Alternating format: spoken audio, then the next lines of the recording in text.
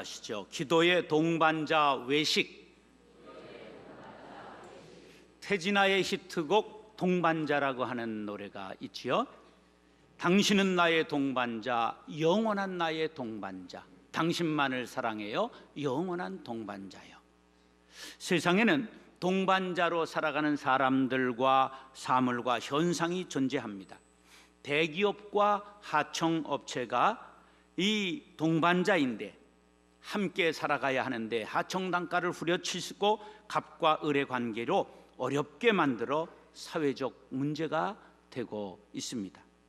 악어와 악어새는 어울리는 것 같지 않지만 아주 잘 맞는 그 공생관계를 이루고 살아가는 동반자입니다.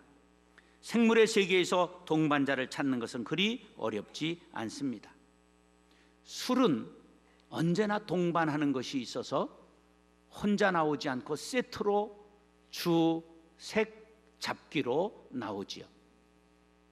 그래서 우리 옛 가요 중에 이 풍진 세상을 만났으니 그런 노래가 있는데 2절 가사가 이렇습니다. 담소 활락에 엄벙덤벙 주색 잡기에 골몰하니 세상 만사를 잊었으면 내 맘이 족할까. 이게 무슨 뜻일까 생각해 보니까 일제시대에 우리가 조국을 잃고 희망마저 다 잃어버려서 인테리들이 전부 주색 잡기에 골몰하고 퇴폐적이 됐어요. 그러면 네 마음이 편하냐? 각성을 촉구하는 내용이 아니었겠는가? 제가 그렇게 해석하는 거예요. 아마 맞을 거예요. 그래서 기독교인들은 이 노래를 개사해서 이렇게 불렀지요. 이 풍진 세상을 만났으니 우리의 할 일이 무엇인가? 제가 이 노래를 구성지게 곧잘 합니다. 이 풍진 세상을 만났으니 너의 희망이 무엇이냐? 믿음과 소망과 사랑 중에 제일은 사랑이라. 형제여 서로 사랑하자. 우리 서로 사랑하자. 사랑의 주님 계명 지켜 힘써서 사랑하자. 네. 우리 모두 서로 사랑하며 살아가는 아름다운 동반자가 될 수 있기를 바랍니다. 오늘 본문은 사람에게 보이기 위해 꾸미는 외식과 위선에 대한 경계의 말씀 중 지난주에 구제에 이어 기도에 관한 내용입니다. 기도가 외식과 무슨 상관관계가 있을까? 아주 밀접한 상관관계가 있습니다. 특별히 목사들에게 밀접한 관계가 있습니다. 제가 목사니까 그 느낌을 아니까요. 목사들에게는 기도를 많이 해야 된다는 거룩한 부담이 있어요.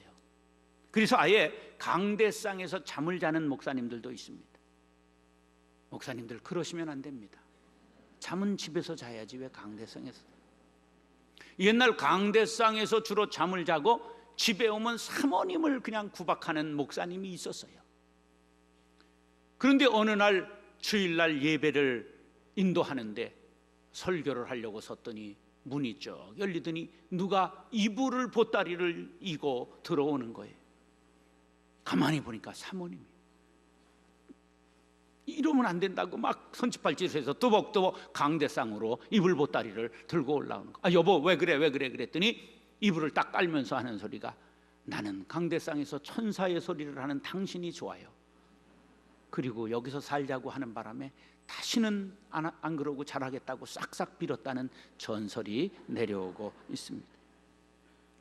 잠을 강대상에서 잔다고 천사가 되고 성자가 되는 것은 아니다 그런 말이에요. 저도 개척하고 기도 많이 하는 목사라는 것을 보이기 위해서 새벽 기도마다 그냥 무릎을 꿇고 기도하는데 누가 제일 왼수냐 하면 끝까지 남아 기도하는 사람이 이게 빨리 가야 나도 갈 텐데 그래가지고 무릎을 꿇고 기도하다가 그냥 잠이 들어서 코를 골고 깜짝 놀라 깨면 8시가 돼가지고 일어나려고 그러니까 무릎이 저려서 일어날 수가 없었어요. 침을 코에 바르고, 왜 바르는지 모르겠어 해가.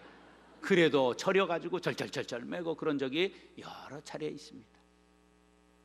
그 정도가 아니고요, 이 교회 새로 짓고 들어와서는 영적 전쟁을 승리하겠다고 그냥 새벽마다 30분씩 손을 들고 벌 서는 것처럼 이렇게 기도를 했는데, 그러다 50견이 와버리지 마요.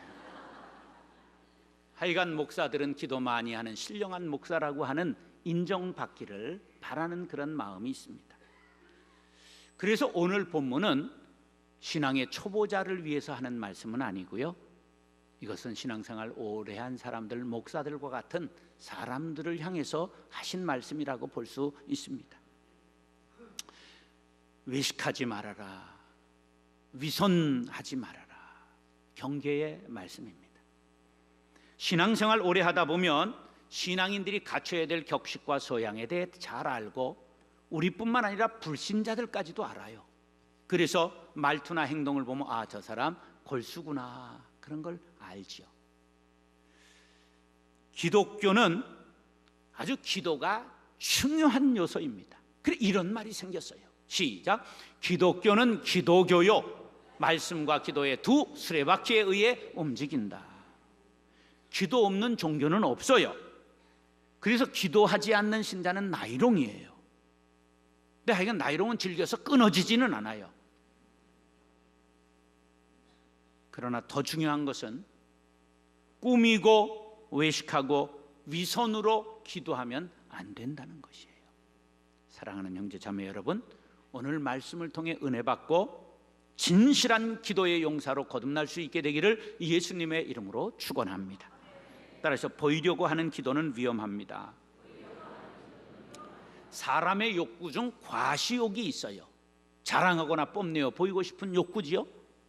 동물로 비유하면 어느 동물이 과시욕이 강한 것 같아요? 어느 동물이? 공작이. 그래서 저는 이걸 공작과라 그렇게 말합니다. 제가 15년 전에 중국 선교하러 갔다가 깜짝 놀랐어요. 밤이 돼서 거리에 출출해서 뭐 만두를 사 먹을까 하고 나갔는데요, 사람들이 잠옷을 입고 거리를 활보하는 거야. 그래서 선교사님들한테 이게 무슨 일입니까? 그랬더니 내가 좀 산다 하는 걸 보이기 위해 잠옷을 입고 나온다는 거예요. 이 사람들이 잠옷이 없어요. 근데 잠옷이 있으면 좀 산다, 이런 거예요. 이 과시욕이 지금 가보니까 그런 사람 없더라고요.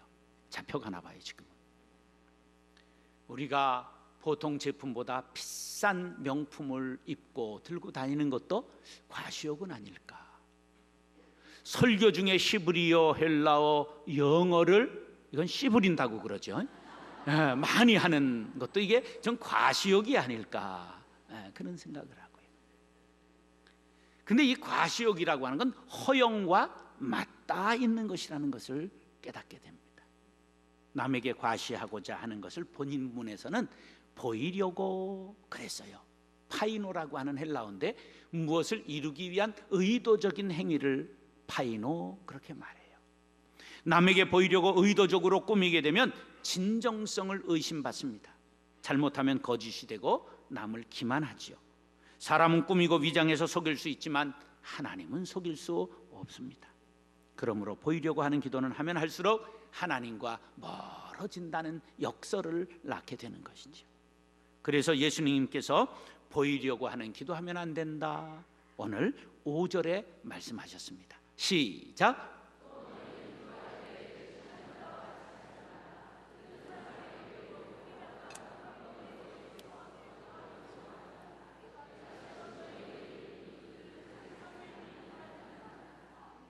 자, 구제는 이웃에게 의로운 행위를 하는 건데, 기도는 하나님께 대한 의로운 행위입니다. 그런데 문제는 당시 종교 지도자들인 바리새인, 사두개인, 서기관들이 이 하나님께 하는 의로운 행위인 기도를 꾸미고 있었다, 그런 거예요. 그래서 그런 불순한 의도는 안 된다, 경고하고 있는 것이죠. 유대인들은 오전 9시, 정오, 오후 3시 세 차례 기도 시간을 정하고 그 시간에 기도했는데요, 이들이 어떻게 기도했느냐면 이렇게 손을 들고 하늘을 우러러 눈을 뜨고 기도합니다. 그래서 성전에 갈 수 있는 사람은 가고 성전에 갈 수 없는 사람은 회당으로 가고, 그렇지 않은 사람은 그 시간에 그냥 딱 걸렸다 그럼 큰 사거리에 서서 이렇게 기도하면 남들이 저분 경건하구나, 저분 영빨이 세겠다, 이렇게 바라보고 칭찬을 받았다 그거예요. 이렇게 칭찬을 받기 위해서 하는 기도는 하나님의 응답은 아무것도 없다는 거예요. 왜? 애초 의도가 사람에게 잘 보이려고 했기 때문에 하나님께서도 응답할 의무가 없는 거죠. 그러므로 보이려고 기도하면 안 됩니다.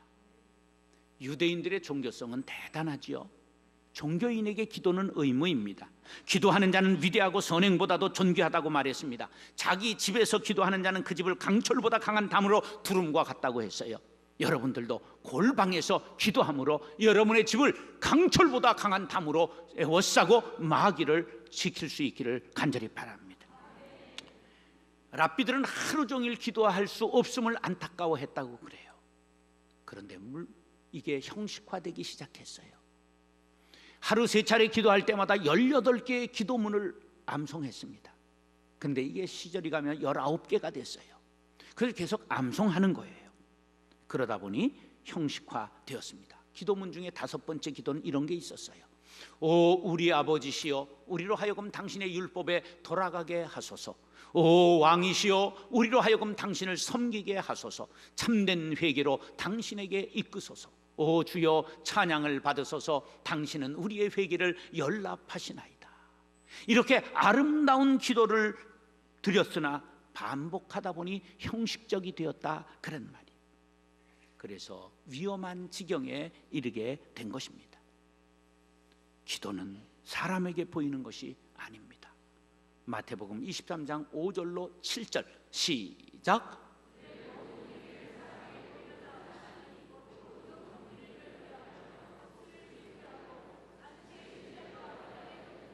시장에서 문안 받는 것과 사람에게 랍비라 칭함을 받는 것을 좋아하느니라. 사랑하는 형제 자매 여러분, 선생이라 칭함 받는 것 좋아하고 남에게 과시하고 인정받으려는 신앙을 조심하시기 바랍니다. 하나님께 진솔한 기도를 드리고 응답받는 기도의 용사들이 될 수 있기를 예수님의 이름으로 축원합니다. 따라서 은밀한 기도를 들으십니다. 이심전심이라고 하는 말 아시죠? 이순자 여사의 마음이 전두환 대통령의 마음이다, 옛날에 그랬어요. 근데 이게 원래는 불교 용어입니다. 언어와 문자로 되어 있는 경전으로 심오한 불교 사상을 전하는 것이 아니라 부처가 제자 가섭에게 마음으로 불법을 전했다 하여 마음과 마음이 통하는 것을 이심전심이라고 그러고, 염화시중의 미소도 똑같은 뜻입니다. 석가가 영치산에서 설법을 할 때 말없이 이렇게 연꽃을 들어서 대중에게 보였어요. 그랬더니 무슨 뜻인지 몰라 다 멍하고 있는데 가섭만 알아차리고 미소를 지었다. 그래서 서로 뜻이 통하는 걸 가리켜서 염화시중의 미소, 이심전심 그렇게 말합니다. 하나님께서 우리가 골방에서 은밀하게 기도할지라도 우리의 모든 마음을 아신다는 사실을 믿으시기 바랍니다. 우리가 불교와 다른 것은 무엇이냐 하면, 우리가 부족해서 하나님의 뜻을 헤아리지 못하고 기도할지라도 하나님께서는 우리의 마음을 다 알고 응답해 주시는 자애로우신 아버지이심을 믿으시기 바랍니다. 6절 시작.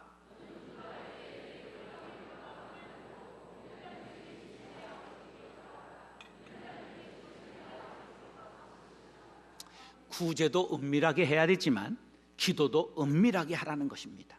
이 은밀히 보시는 하나님, 우리 은밀하다는 말은 하나님이 비밀스러운 걸 좋아하시고 조용한 것을 좋아한다는 뜻이 아닙니다. 이것은 외식하는 바리새인들처럼 큰 소리로 사람이 보는 회당과 거리에서 기도하지 않아도 어디나 어디에서나 하나님은 우리를 보고 계시다라는 것을 기억하라는 것이지요. 하나님은 전지전능하시다고 하는 걸 강조하는 겁니다. 신학적으로 전지성은 과거, 현재, 미래의 모든 것을 완전하고 불변하게 알고 계시는 하나님의 속성, 그리고 전능은 뭐냐 하면 하나님이 원하시는 건 무엇이나 하실 수 있는 특성을 전능성이라고 말합니다. 전지전능하신 하나님께서 진심으로 기도하는 자의 기도는 반드시 응답해 주십니다. 과시하려는 기도가 아니라 하나님과 은밀한 대화를 나누는 기도를 기뻐 받으신다는 사실을 기억하시기 바랍니다. 그러니까 은밀성은 몰래 기도하는 것을 강조하는 것이 아니라 외식하지 않고 순수한 마음으로 기도하는 것을 강조하는 것입니다. 기도는 반드시 하나님이 응답해 주셔요. 진실하게 기도하면 4가지로 응답의 방법이 있습니다. 첫째, 즉시 응답이 있습니다. 히스기야가 면벽 기도하고 간절히 기도할 때 15년 생명을 연장해 주노라, 즉시 응답해 주셨어요. 거절하심이 있습니다. 바울이 육체의 가시가 뽑아지기를 위하여 간절히 3번 작정 기도를 했는데 내 은혜가 내게 족하니라, 거절하셨어요. 그래서 우리가 응답하신 기도 감사, 거절하신 것 감사, 거절한 것도 응답이기 때문입니다. 그 다음에 교환해 주세요, 바꿔주신단 말이죠. 그 어린아이가 칼을 달라고 할 때 장난감 주는 것처럼 하나님은 우리가 잘못 구할 때 바꾸어 주시는 아버지이심을 믿으시기 바랍니다. 그 다음에 지체가 있어요. 아브라함에게 아들을 주겠노라, 몇 년 만에 주셨어요? 25년간 지체했잖아요. 이것도 응답이라 그런 말이에요. 진실한 기도는 어떤 형태로라든지 반드시 응답됨을 믿으시면 아멘 하시기 바랍니다. 진실한 기도에 반드시 응답해 주십니다. 그럼 은밀하게 기도하는 것이 뭘까? 크리프토스라고 하는 헬라어는 보이지 않게 하다, 알지 못하게 하다, 남에게 과시하거나 드러내지 않고 하나님과만 알 수 있도록 한다, 그런 뜻이에요. 예수님께서는 새벽 미명에 기도하시고 한적한 곳을 찾아가 기도하셨어요. 그런가 하면 사도 바울은 디모데에게 각처에서 기도하라 그랬어요. 어디에서나 기도하라고 말했죠. 중요한 것은 지정된 장소가 아니라 마음의 진실함을 담아 간구하면 그곳이 성소요, 그곳에서 하나님이 들으신다는 사실을 믿으시기 바랍니다. 예수님께서 누가복음 18장에서 바리새인의 기도와 세리의 기도를 비유해 주셨어요.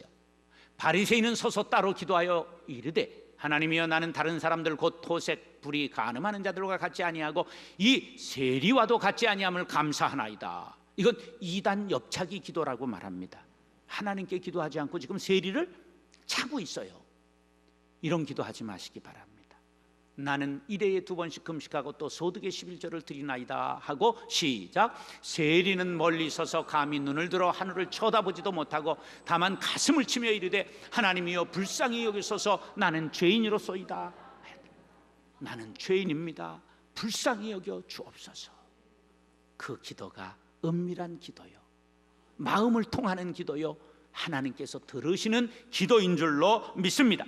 시편 91편 1절로 3절 시작. 지존자의 은밀한 곳에 거주하며 전능자의 그늘 아래 사는 자여, 나는 여호와를 향하여 말하기를 그는 나의 피난처여 나의 요새여 내가 의뢰하는 하나님이라 하리니 이는 그가 너를 새 사냥꾼의 올무에서와 심한 전염병에서 건지실 것이미로다. 아멘.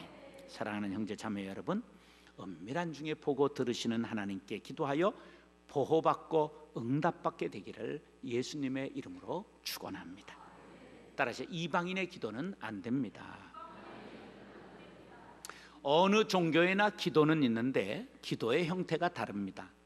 타종교와 기독교의 기도의 형태가 어떻게 다를까? 간단히 정의하면 타종교의 기도는 주문식 기도입니다. 대표적인 게 남묘호랭교지요. 남묘호랭 이렇게 주문을 외워요.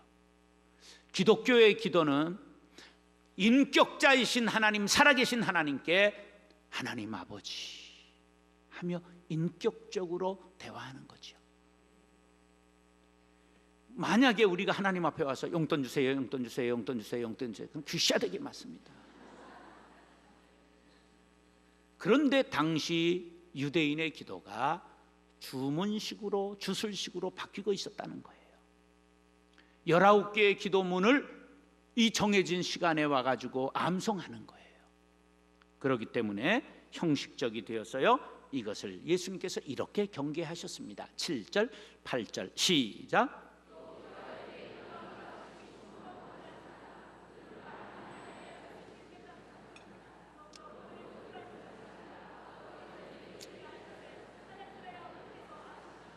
이 말씀에서 얻게 되는 교훈은 기도는 횟수의 문제가 아니라 무게가 중요하고 길이가 중요한 것이 아니라 깊이가 중요하다, 그렇게 생각해 봤어요.